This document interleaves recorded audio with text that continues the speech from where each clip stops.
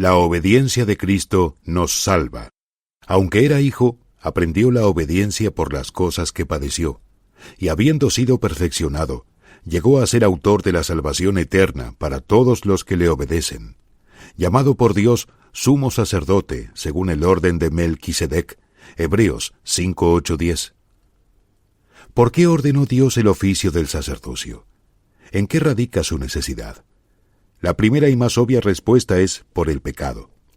El pecado creó una brecha entre un Dios santo y sus criaturas pecadoras. Si Dios avanzara hacia ellas en su carácter esencial, solo podría ser en forma de juicio, lo que implicaría su destrucción segura, porque Él no exonerará de ninguna manera al culpable. Éxodo 34:7. Tampoco el pecador era capaz de hacer el más mínimo avance hacia Dios, pues estaba alejado de la vida de Dios. Efesios 4:18. Y por lo tanto, muerto en delitos y pecados. Efesios 2:1. Y como tal no solo era incapaz de realizar un acto espiritual, sino que estaba completamente desprovisto de toda aspiración espiritual. Considerado en sí mismo, el caso del hombre caído era totalmente desesperado. Pero Dios tiene designios de gracia para los hombres, no para todos los hombres, sino para un remanente de ellos elegido de una raza caída. Si Dios hubiera mostrado la gracia a todos los descendientes de Adán, la gloria de su gracia se habría nublado, pues habría parecido que las provisiones de la gracia eran algo que les correspondía a los hombres de parte de Dios, por haber fallado en preservarlos de caer en el pecado. Pero la gracia es un favor inmerecido, algo a lo que ninguna criatura tiene derecho, algo que no puede reclamar de ninguna manera a Dios. Por lo tanto, debe ser ejercida de manera soberana por el autor de la misma, Éxodo 33:19, para que la gracia aparezca como tal, Romanos 11:6. Pero al determinar mostrar la gracia a ese pueblo que había elegido en Cristo antes de la fundación del mundo, Efesios 1:4, segunda de Timoteo 1:9, Dios debía actuar en armonía con sus propias perfecciones. El pecado de su pueblo no podía ser ignorado. La justicia clamaba por su castigo. Si iban a ser liberados de sus consecuencias penales, sólo podía ser mediante una satisfacción adecuada por ellos. Sin derramamiento de sangre no hay remisión de los pecados. Una expiación era una necesidad fundamental. La gracia no podía mostrarse a expensas de la justicia. No, la gracia debía reinar por medio de la justicia. Romanos 5:21. La gracia solo podía ejercerse sobre la base de la redención realizada. Romanos 3:24. ¿Y quién era capaz de dar una satisfacción perfecta a la ley de Dios? ¿Quién estaba capacitado para satisfacer todas las exigencias de la santidad divina, si un pueblo pecador iba a ser redimido de acuerdo con sus exigencias? ¿Quién era competente para asumir las responsabilidades de ese pueblo y cumplirlas a plena satisfacción del Altísimo? ¿Quién era capaz de honrar los derechos del Todopoderoso y al mismo tiempo de comprender la debilidad y las necesidades de los que iban a ser salvados? Claramente la única solución a este problema y la única respuesta a estas preguntas residía en un mediador, uno que tenía tanto la capacidad como el título para actuar en nombre de Dios y en el de ellos. Por esta razón, el Hijo de Dios fue designado para ser hecho en la semejanza de la carne del pecado, para que como Dios hombre pudiera ser un sumo sacerdote misericordioso y fiel. Hebreos 2:17, porque la mediación es lo principal en el sacerdocio. Esto es lo que se nos presenta en el versículo inicial de Hebreos 5. Allí se nos muestran tres partes. Por un lado Dios, por otro lado los hombres, y el sumo sacerdote como el vínculo de conexión entre ambos. Porque todo sumo sacerdote, tomado de entre los hombres, está ordenado para los hombres en lo que respecta a Dios, para ofrecer tanto dones como sacrificios por los pecados. 5:1. No puede existir una concepción correcta del sacerdocio donde no se perciba esta doble relación y este doble servicio. Solo en Cristo esto se realiza perfectamente. Él es el único vínculo entre el cielo y la tierra, el único mediador entre Dios y los hombres. Primera de Timoteo 2:5. Desde la deidad de arriba, Él es el mediador hacia abajo, hacia los hombres de abajo, y desde los hombres de abajo, Él es la cabeza hacia arriba, hacia Dios. El sacerdocio es el único canal de relación viva con un Dios santo. Más arriba hemos dicho que Cristo es el único vínculo de unión entre el cielo y la tierra, que sólo Él salva el abismo entre Dios y su pueblo, considerado como pecador caído y arruinado. Nuestra última frase resume realmente todo Hebreos 1 y 2.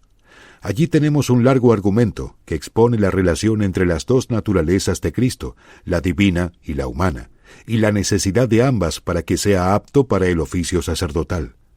Debe ser el Hijo de Dios en la naturaleza humana. Debe ser en todo semejante a sus hermanos para poder ser un sumo sacerdote misericordioso y fiel, hacer propiciación por los pecados del pueblo y ser capaz de socorrer a los que son tentados. Hebreos 2:18. La obra sacerdotal de Cristo era hacer propiciación por los pecados del pueblo. Debía dar una completa satisfacción a Dios en nombre de todas sus responsabilidades. Debía engrandecer la ley y hacerla honorable. Isaías 42:21. Para ello era necesario que la ley se cumpliera, que se obedeciera perfectamente en pensamiento, palabra y obra.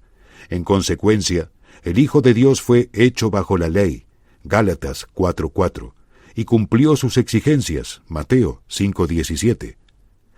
Y esta perfecta obediencia de Cristo, realizada de manera sustitutiva y oficial, es ahora imputada a su pueblo, como está escrito: por la obediencia de uno solo serán legalmente hechos justos muchos, Romanos 5:19. Pero engrandecer la ley también implicaba que Él soportara su castigo en nombre de la violación de sus preceptos por parte de su pueblo, y esto lo sufrió. Y así nos redimió de la maldición de la ley, al ser hecho maldición por nosotros. Gálatas 3:13. Jesús tenía una comisión divina. Fue designado por el Padre porque era el Hijo, y por lo tanto poseía todas las calificaciones requeridas para su cargo. Sin embargo, el Hijo tenía que aprender la obediencia. No solo debía poseer autoridad y dignidad, sino ser capaz de simpatizar con la condición de los pecadores. Al entrar en el círculo de la experiencia humana, se convirtió en un sumo sacerdote misericordioso y fiel, y a través del sufrimiento, en una persona apta para guiar compasivamente nuestros intereses más elevados, así como para dirigir nuestra causa. Al mismo tiempo que mantenemos firmemente la absoluta deidad de Cristo, no debemos, por una falsa concepción de su dignidad, rehuir seguirle en pensamiento y afecto en ese abismo de humillación al que por nuestro bien vino. Cuando la Escritura dice, aprendió la obediencia, no debemos reducir estas palabras para que signifiquen algo menos de lo que afirman. Pero, ¿qué es la obediencia? Es someterse a la voluntad de otro, aceptar la autoridad de otro, realizar el placer de otro. Esta fue una experiencia totalmente nueva para el Hijo. Antes de su encarnación, Él mismo había ocupado el lugar de la autoridad suprema. Su asiento había sido el trono del universo. Desde Él había dado órdenes y había impuesto la obediencia. Pero ahora había tomado el lugar de un siervo, había asumido una naturaleza de criatura, se había hecho hombre, y en este nuevo lugar y papel se comportó con la debida sumisión a otro. Había sido hecho bajo la ley, y sus preceptos debían ser honrados por él. Pero aún más, el lugar que había tomado era oficial. Había venido aquí como el fiador de su pueblo. Había venido a cumplir con sus obligaciones.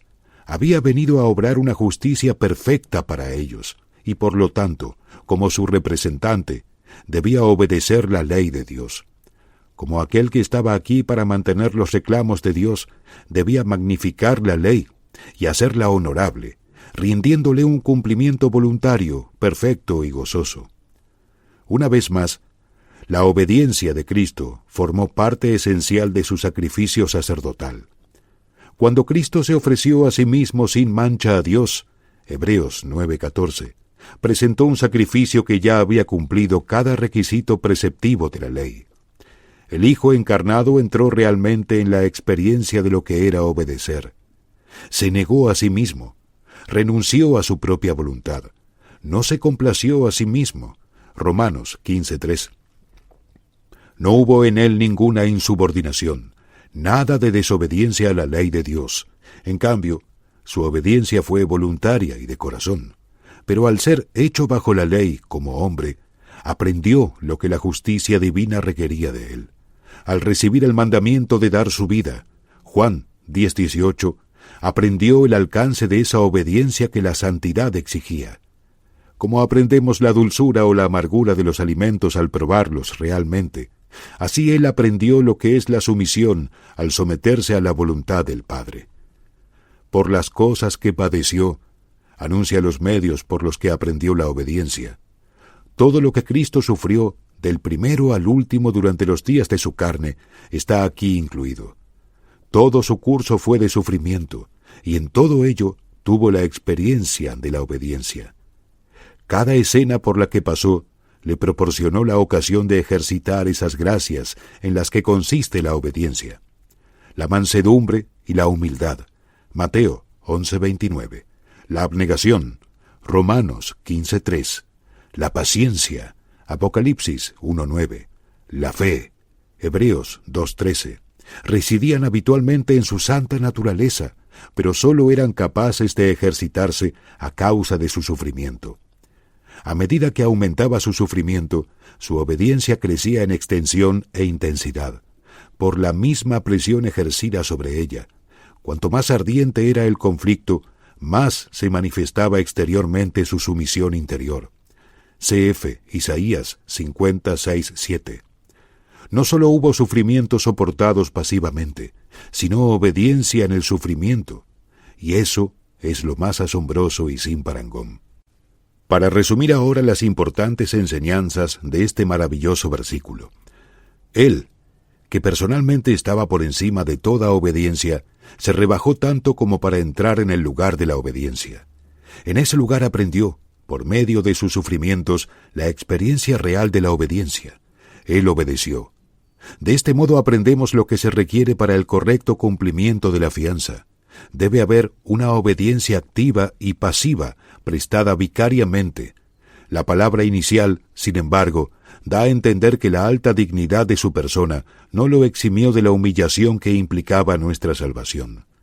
La palabra, sin embargo, es una nota de exclamación, para profundizar nuestro sentido de asombro por su infinita condescendencia en nuestro favor, pues en su lugar de servidumbre nunca dejó de ser el Señor de la gloria.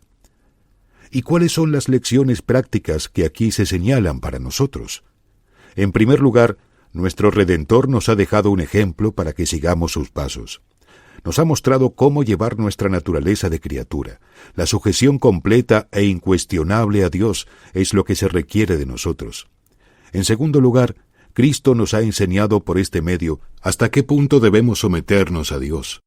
Él fue obediente hasta la muerte, y habiendo sido perfeccionado, llegó a ser el autor de la salvación eterna para todos los que le obedecen. 5:9. Para todos los que le obedecen, describe a los beneficiarios de la expiación de nuestro sumo sacerdote. No son todos los hombres universalmente, sino sólo aquellos que se inclinan ante su cetro. Se habla aquí de los beneficiarios de su gran salvación según los términos de la responsabilidad humana. A todos los que oyen el Evangelio se les ordena creer. Primera de Juan 3:23. Tal es su responsabilidad. La obediencia de este versículo es evangélica, no legal. Es la obediencia de la fe. Romanos 16:26.